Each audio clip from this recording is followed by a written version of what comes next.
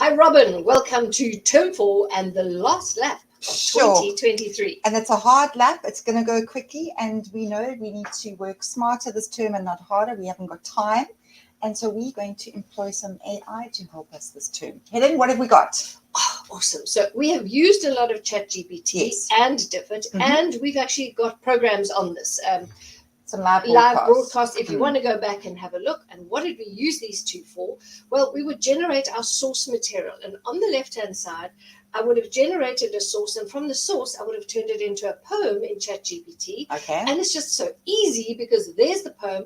And it talks about the sun, the earth, and the moon. And I put in all the things from the curriculum that they wanted to teach. And it's all in there. So everything about the moon and that it's a rock and reflects is in there. Okay. Yeah. So you gave it a good prompt. Totally. And then obviously the better the prompt, the better the source. And then I asked it to generate me a 20-mark multiple choice question, which I put into a Google form. And it can also generate a rubric for you. Fantastic. If you show them what you want the kids, so they're building a car using solar panels, you tell ChatGPT that and it'll give you the rubric for it. Fantastic. So just an interesting thing, I used ChatGPT to ask me about the grade 7 section of history, cooperation and conflict on the frontier of the Cape Colony. Yeah. And I found ChatGPT gave me what I didn't consider good information. It's very thin. It's very thin, and it says, as you dive into South African history, think about people who navigated these challenges. That's not information. It's not a source. Now, how did they build these connections? No, I'm asking you to tell me. It's kind of waffle when you don't know what to say. I wonder if ChatGPT hasn't become more of a paid version and the free version is not quite, because I prefer Diffit. So I put the same question into Diffit with cooperation and conflict on the Cape. And I got this one, which talks about how the British invaded and how the Dutch were here, then the British were here, then the European Colonials. or colonists, that's what I wanted, and how the British wanted to control the Cape Colony and they drove everybody out. So it's nice and rich. And it talks about the wars that went on. So it's a much better source. So this is the source that I would use when looking for information. So once again, even though we've got AI and it's nice and easy and useful, we still got to be evaluating. Picky, choosy, and because there's so much out there at the moment. Exactly. I also like Diffit because it gives you vocabulary, and you could even give this to the children in the test exam assessment so that they're not limited by vocabulary. Yes. You can ask it to generate questions. Notice at the top you can add questions. I think it gives you 7 questions, but you can say add another 5, add another whatever. Okay. And it also gives you short questions, which we used to. And it's a pretty standard question. Who were the Xhosa people and what conflicts did they have with the European colonists in the Cape Colony? So kind of a straight recall.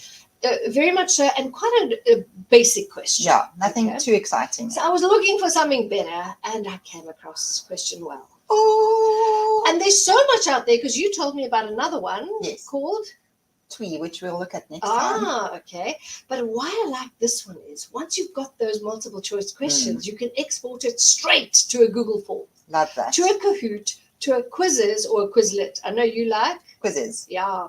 So you can take it straight there. So let's quickly go and have a look. Here is question well. Okay. And once you're here and you've logged in, I've logged in as coach in the class. Use your Google. It's always easier.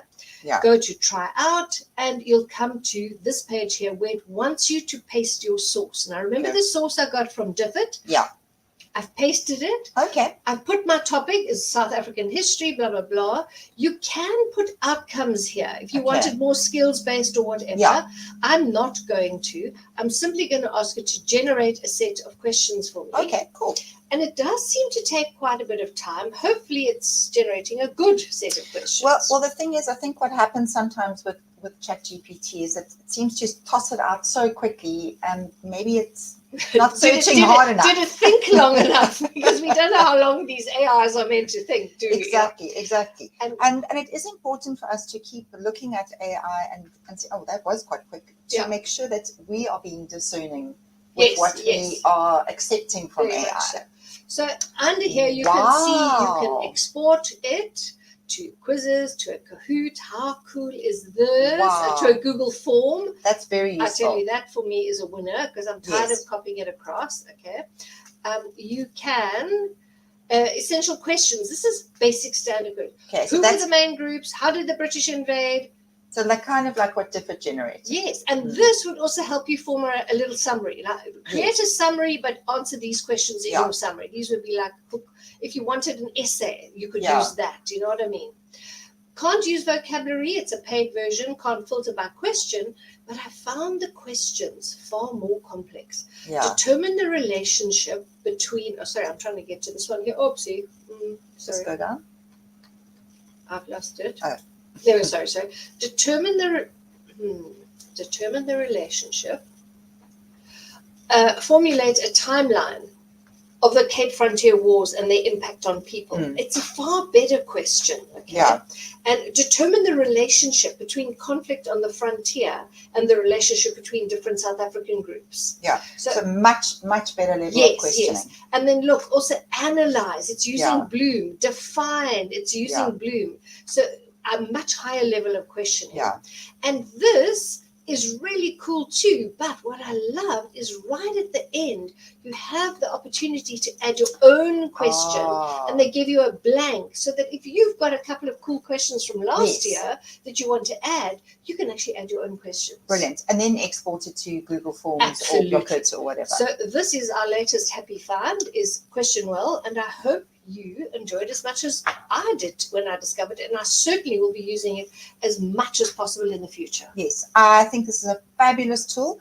Use it for exams to generate questions, even if you're not doing online, if you're doing in person, just to help on paper, you. just to get some questions going. Fabulous. So we'll see you next time with another exciting AI tool, Helen, for you setting these dreaded lurgies. Yes, lovely. See you soon.